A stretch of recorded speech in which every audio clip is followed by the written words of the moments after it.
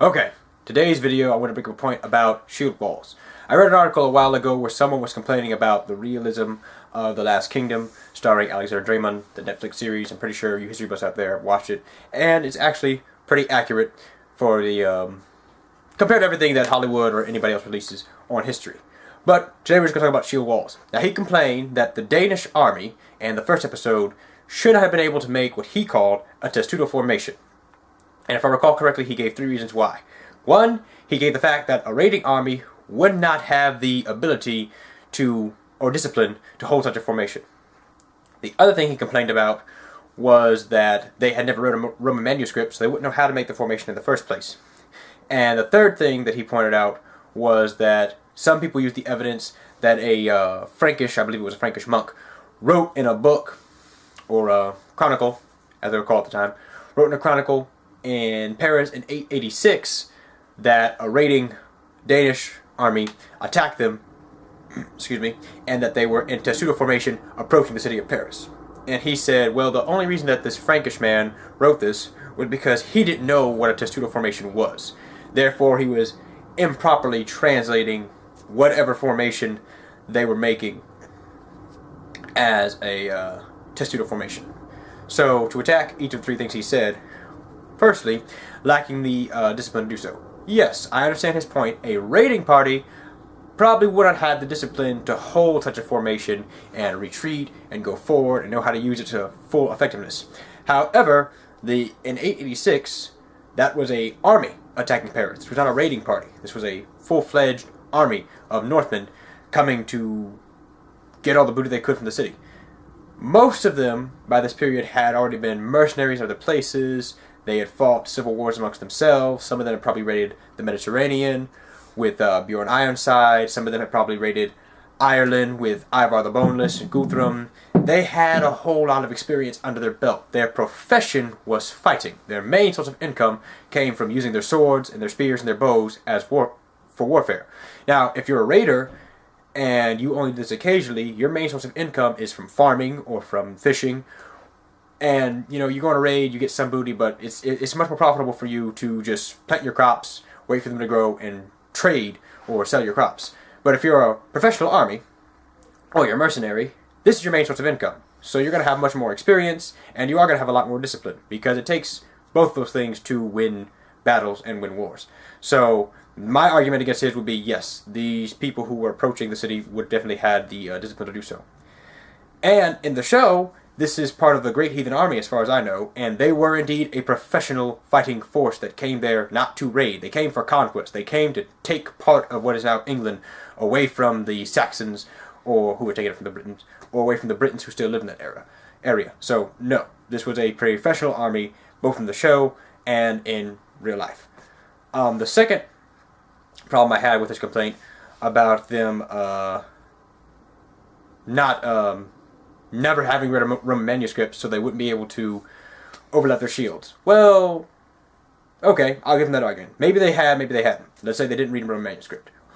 If you're on the battlefield and you're standing in the front line, you put your shield in front of you. It's about 3 feet wide. Thang Tran makes some very good replicas of shields, modern reconstruction. Well done. So if you want to know how tough one of these shields was, built by someone who made it for war, I'll leave a link in the description to his video below, and he will actually show you how to make your own shield from start to finish. But I have my shield in front of me, and people are shooting arrows at me. So the arrow's whistling forward. Well, sorry, before the arrow whistles forward, I'm going to, duck my head behind my shield maybe a little bit, or I'll lift my shield up to where the arrow's going to be coming, because I like being alive. Now, if I'm behind the man in the front line, and let's say they're shooting the arrows like this. Okay, well, actually, I'll use Paris. I'll use the city of Paris, because that's what he used, so I'll use the same complaint. Someone's shooting the arrow down at me, because as I'm approaching the city, they're not going to be shooting up like this. That takes away trajectory of the arrow. It's going to do much more damage if they fire the arrow straight down, and it's going to have a lot more stopping power. So they're shooting arrows down at me. Well, I'm going to lift my shield above my head. Now, the man next to me, I hope he has common sense. So he's more than likely going to do the same thing and lift his shield above his head. And the guy in front of me is going to lift his shield above his head, and so on back, and so on forward. Now, as far as I know, Alexander the Great probably also never read read a Roman manuscript. But, rest assured, from research I found, when he attacked the Thracians, and the Thracians rolled down chariots of fire at his men got in these formation which closely resembled a Testudo formation. It looked like a turtle. Because that's common sense. If fireballs or arrows or anything's raining down upon you, and you have a bunch of men being attacked, you want to overlap your shields because it closes gaps off from the enemy and makes it impossible for anything on the inside to penetrate. So it's just common sense. The last problem I have with this argument about the Frankish man not knowing how to translate the word, as far as I know, the Franks were the ones who wrote a lot of the history from the Romans. The Holy Roman Empire, a lot of the Frankish kingdom respected the Holy Roman Empire, as they called it. So, if anyone on the planet at the time would have access to the scrolls of the Romans, it would be more likely someone in France than it would in England, which was across the ocean, and they still called them Britons and barbarians and whatnot. They were much closer to Rome physically, and much closer and much more adapted as far as civilization goes. Charlemagne, who was the first king of Francia, became the Holy Roman Emperor. So his kingdom had access to all the Roman manuscripts and documents.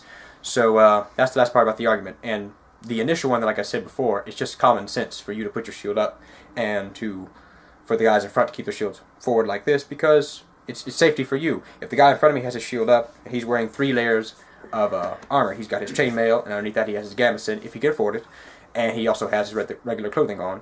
So if he's just wearing gambeson, there are 4 layers, minus his body, protecting me from arrows coming forward. And then there's his shield on top of that. And, if I'm standing behind him, I have on my gambeson or my chainmail, depending upon what I can afford. Well, I'm really just going to put my shield above my head, because I don't have to worry about the arrow in front of me getting through me, because there's a man there with a shield, and arrows most likely aren't going to get through his, and he's just likely to get hit with arrows if he's in the front line charging at a city, because of just the angle the arrow is going to be going at.